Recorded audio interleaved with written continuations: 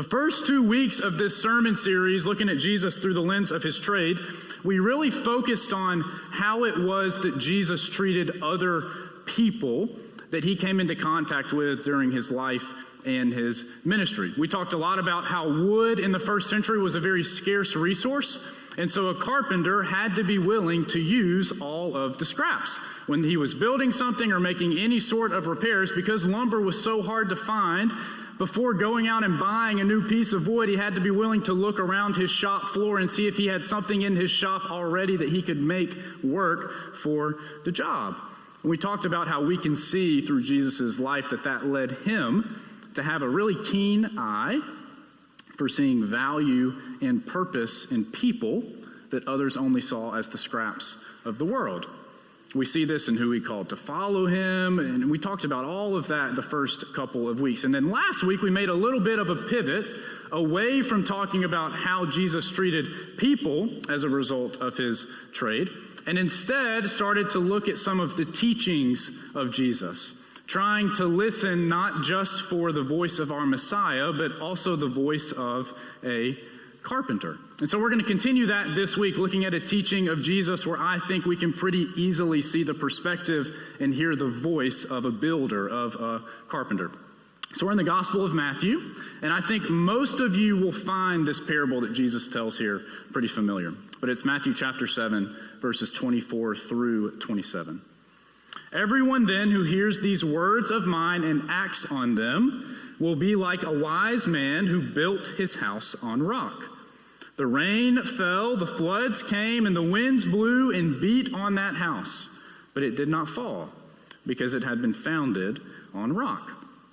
And everyone who hears these words of mine and does not act on them will be like a foolish man who built his house on sand.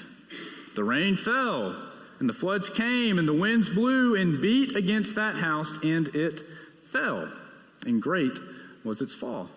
This is the word of God for the people of God, and we say together, thanks be to God. This just sounds like a carpenter, doesn't it? I mean, to me, it's like oozing builder and carpentry from this parable that Jesus tells. No matter what it is that you're building, first and foremost, you have to have a foundation that can support the structure, right? And that you believe will outlast whatever it is you're planning to build on top of it. It's like you don't have to have any knowledge of construction or of carpentry or of building anything to know that the foundation is literally everything. This parable is found at the very, very end of Jesus' longest and most well-known sermon that he preaches in the Gospel of Matthew, something that we call the Sermon on the Mount. And so you saw him at the very beginning and in the middle of the parable saying, everyone who hears these words of mine, those words that he is talking about is the whole sermon that he has just preached over the last 4 or 5 chapters of this gospel. And so it makes sense to me, at least, that this carpenter, right, that his mic drop moment at the very end of his longest teaching would take us all the way back to his roots and his trade. When we hear Jesus saying this and saying this to this original first century crowd that was following him at this point, I think we need to know that the terrain of first century Israel really just provided 2 options for where you could build a home, or really where you could build any sort of building, whether it was a business or a structure of any sort. You could either build it down in the valley, or you could build it up on high ground. And as you can imagine, building a house in the valley was pretty simple, and it was pretty straightforward. Hundreds and hundreds of years of wind and rain had pretty much completely leveled the valley floor, and it had filled it with sand and gravel from runoff from the hillsides all around it. It was easily accessible, it was already level, and it was pretty much ready to go once you showed up on the site to start building whatever it was that you were planning on building. Building on the high ground was much, much more difficult. The hills were mostly bare rock, And so first you would need to find somewhere level where you could build. And if you couldn't find somewhere level where you could build, then you were going to have to make somewhere level where you could build. And remember, this is 2,000 years ago, so we're not talking about bringing in heavy equipment and explosives. We're talking about hand tools, right? Trying to level out a shelf of solid rock so that you can build a home on the high ground. And even if you could find a natural level slab of stone up on the hill to build on, then when you were building, you would have to carry all of your tools and all of your supplies all the way up to the hill, or at least strap it on the back of a donkey or a mule or something, right? But you get it. There's a whole lot more that went into building on the high ground. Not to mention, if you signed up to live on the high ground, then you were saying, yeah, for the rest of my life, I want to carry water, I want to carry food, I want to carry furniture, I want to carry firewood, I want to carry everything that I need. I know that I'm going to have to carry this all the way up to my home. So it's no surprise then, right? I mean, obviously, of course, lots and lots and lots of people opted for that easier course with where to build their home. And to be honest, houses that were built on the valley floor, they could serve a family really well.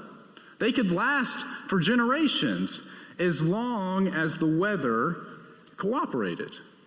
But whenever it was that a heavy storm would roll through it, and it might kind of take a chain reaction, it might have had to have been a heavy snowfall in the hills and an early thaw coupled with a lot of early season rain that was unexpected, but eventually, that valley floor would flood. Jesus here is really just using something that everyone would have known that lived in that area. That if you build your home in the valley, you just know that eventually the rains will fall, the floods will come, the winds will blow, and the houses that are built on the sand, the houses that are built on the valley floor, most of them are not going to last. And you're going to have to rebuild your home after that storm blows through. When you venture into the world of home buying for the first time, you learn a lot, like a whole lot. I learned a whole lot the first time that I ventured into the world of home buying. A friend of mine lives in Texas. He's a pastor at a church in Texas, and we talk really often about sermons and teachings and ministry, and we just really build each other up and serve as a team for one another. And I was telling him about this teaching, and he was like, oh my gosh, man, this reminds us of when we were house hunting in Fort Worth in a home that we almost bought.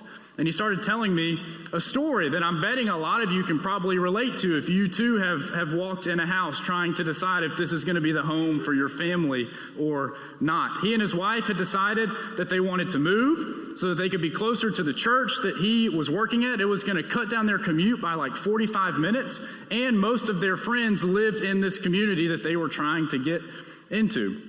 So they started looking, and sure enough, pretty early in the search, they found a house in the area that had been on the market for a while, so the price had dropped a little bit, and it looked perfect. I mean, it looked perfect. It was going to cut their commute down by like 50 minutes. It was like 10 minutes away from the church, and they loved the area. I mean, it was everything that they wanted, and they could not get on the list to go and step foot inside of that house quick enough. And so they go to see it, and he was just talking about how awesome it was. Because it's in Texas, he said it looked like it had been renovated by Chip and Joanna Gaines. And y'all watched that show, Fixer Upper? So he was like, there was white shiplap everywhere. The kitchen felt like it was a barn. I mean, and they just loved it. It had just been repainted. There was new appliances. There was these cool modern fixtures everywhere that the homeowners had replaced. It was an open concept, just like they had wanted. He even said it had one of those fancy clawfoot tubs. Oh my gosh, who can resist a clawfoot tub? And they were sold. I mean, they were ready to put an offer on the house. They were like, this is it. This is our forever home. This is everything that we have been looking for. Their agent, not so much. Because instead of looking at the cool modern fixtures and the new appliances, she walked in and noticed that the floors looked like they were a little bit uneven. And that when you walked into the garage, you kind of got the smell of mildew a little bit, like it never really was able to fully dry out. And so she did a little bit of digging, and she found a recent foundation inspection that had been done on the house, and the results were not too good. They were pretty bad. The engineer actually recommended that the homeowners completely demo the house and re-pour the slab. His note at the bottom of the inspection report was that legally they didn't have to demolish the house, but that ethically they should.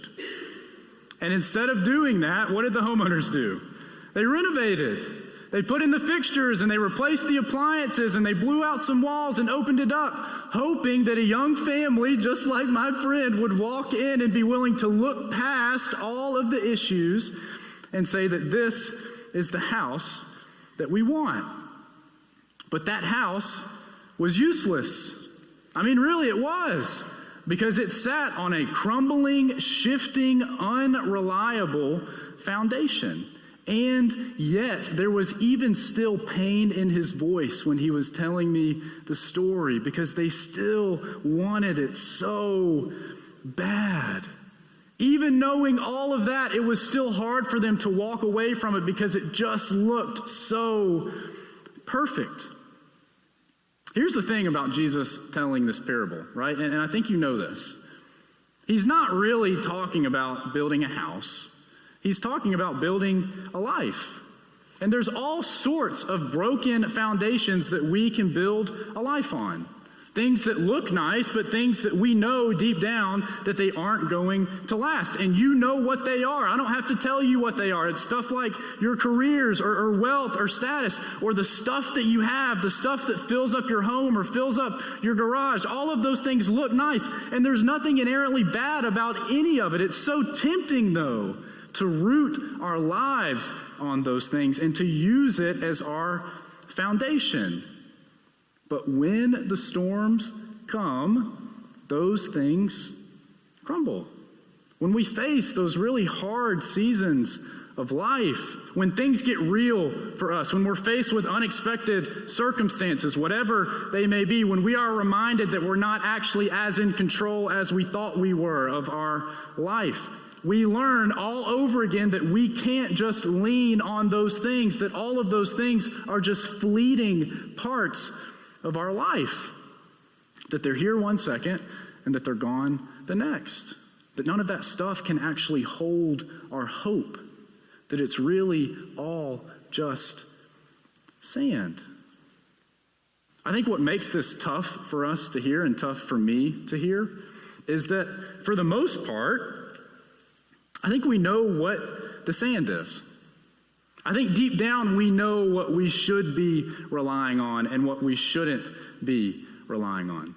Because when you hear that story of my friend almost buying that house, you know that he would have been crazy to buy that house, right? I mean, of course he would have been. It would have been a terrible decision. It would have been a terrible financial decision. It would have set them up to be in a really, really bad spot if they had actually gone through of it. My guess is that none of you would buy that house.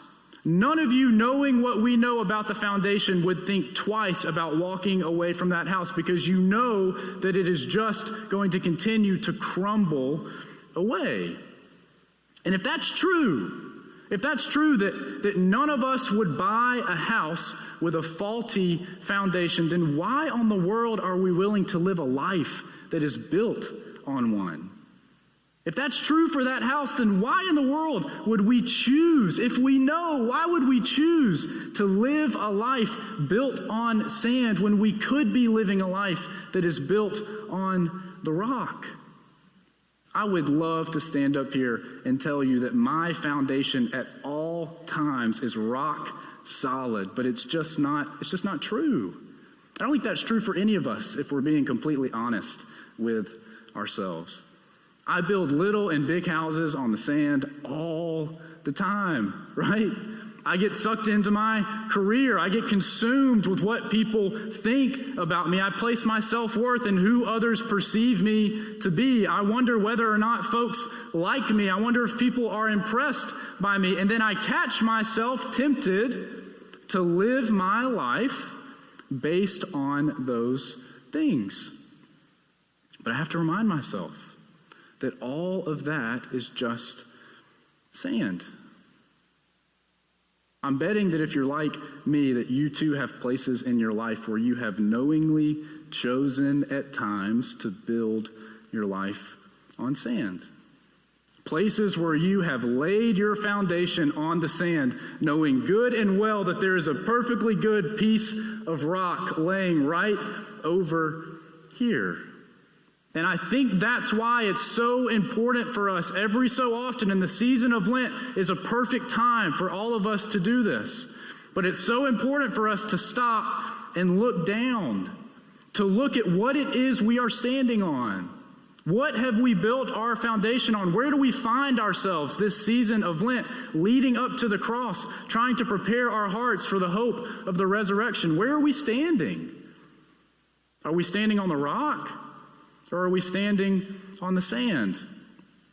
Because the hope here is that no matter where it is you find yourself right now in this season of life, it is never too late to build on the rock. It's never too late to build on the rock. I learned a lot this week about the Leaning Tower of Pisa. You can tell I really went into the whole foundation theme, right? I'm trying to do it big. This is our last week of this series. But I learned a lot about the Leaning Tower of Pisa. I went to go see it in college, and I didn't even know what I was looking at. But I did a bunch of reading on it this week, and it's kind of a crazy story, y'all. It was built in the 12th century, the late 12th century, so it's almost 900 years old, first of all. And surprise, surprise, it was never meant to be a leaning tower. I don't even know if I knew that, but it was never meant to be a leaning tower. When they built it, it was supposed to be straight. And over the last 900 years, it has just slowly but steadily begun to lean more and more and more to one side. What happened is that right after they built it, one side of the foundation began to sink. And so the tower just slowly began to shift. And finally, folks began to really get worried because they realized that the tower was moving in such a way that it was probably going to fall by 2007, is what they guessed.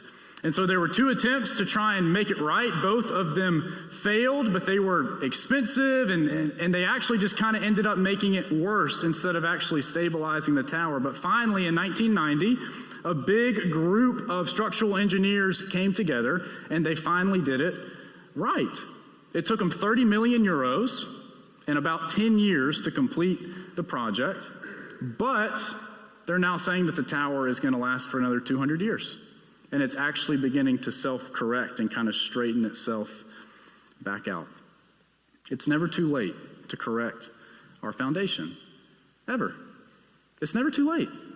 Doesn't matter how long we've been built on sand, right? It doesn't matter how much our tower is leaning. We can always choose the rock. We're never too far gone to reevaluate where it is we have planted our life. But in order to do that, hear me out, right? In order to do that, we have to be willing to look down and acknowledge the places where our foundation is failing us, where we have built our life on sand. Maybe it's our relationships, maybe it's at work, maybe it's our families, maybe it's something else. I don't know. Whatever it is never too late. It is never too late to build our lives on the rock. And it may not be easy. Like those first century builders, we may have to level out a shelf of rock, right? It may take a little bit of work. We may have to carry all of the building supplies up to the high ground to ensure that we put our lives somewhere that will last the length of time, just to get everything in the right place. But we can trust that if we do that, it will last. Hear that again. When we choose the rock, when we choose Jesus, when we choose to root our lives on the foundation of who Jesus is and what Jesus has done for us, when we do that, we can trust that he will last, that he won't leave us, that he won't abandon us, that he won't forsake us, that he won't forget us, that he won't crumble. We can trust that when we root our lives in him, that instead he will give us something that will never, ever fail us. And for me, I find tremendous peace in that.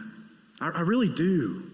I find a massive amount of comfort in knowing that if I am willing to build my house on the rock, that if I'm willing to build my house on who Jesus is and what Jesus has done for me, that it will never crumble, ever. That no wind, no rain, no flood, nothing can blow that house down because of where it lies on its foundation. My hope for us this morning as we get closer to Easter, because y'all, we're getting closer to Easter. And as we begin to wrap up this spiritual season of Lent, of preparing and of expecting what we're going to find in that empty tomb on Easter morning, is that we would take just a second to look down and to see where it is that we are standing, to check ourselves and to see what it is we've put our hope in, what it is we're relying on. Maybe be willing to examine our lives and be honest with ourselves with where we feel like our foundation is beginning or has been for a long time failing us. And that we would hear that good news this morning, that it is never too late to build our house on the rock. In the name of the Father, and the Son, and the Holy Spirit. Amen. Hey friends, I just wanted to take a moment and say thank you for tuning into our message this week in the gathering. We hope you found it meaningful and life-giving. As always, you're invited to join us for worship on Sunday mornings at 10 a.m., either in person here in the chapel or online. If you want to know more about who we are at Bluff Park United Methodist Church, you're invited to check out our website. There you'll find out who we are, what we have going on, and how you can be a part of it. As always, friends, if there's anything that we can do for you, you're invited to reach out to us. We are here to help you and support you in any way that we can. We hope that you're having a great week, and we look forward to seeing you soon.